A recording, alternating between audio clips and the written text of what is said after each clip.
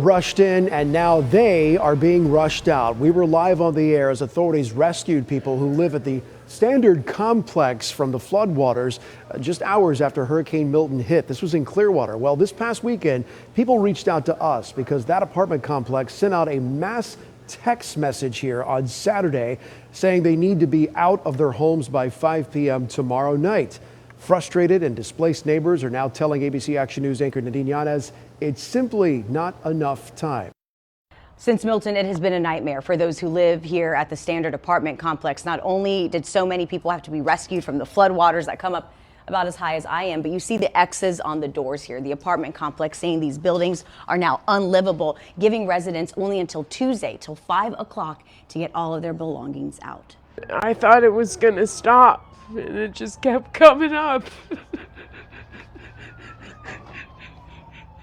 You can hear how hard it's been for so many at the Standard apartments in Clearwater. Tanya Weiss now looking at everything she's lost. We're getting out now, and I'm getting what I can.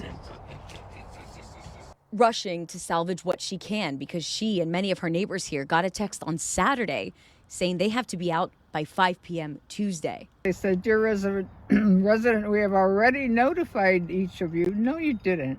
That includes Sandra Lazowski. So you must come and remove all of your belongings before Tuesday at 5 p.m. We were there as crews rescued her from the rising floodwaters. Oh, a little trip into hell.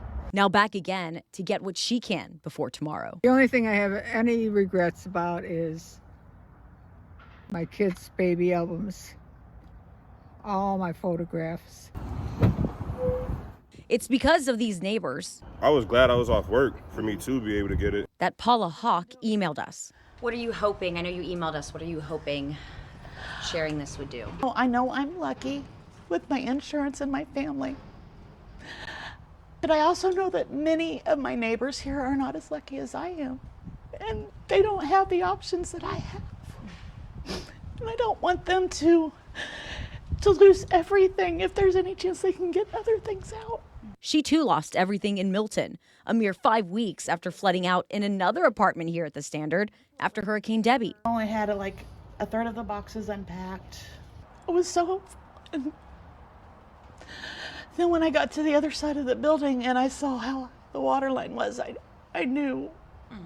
And just saying it was just unbelievable.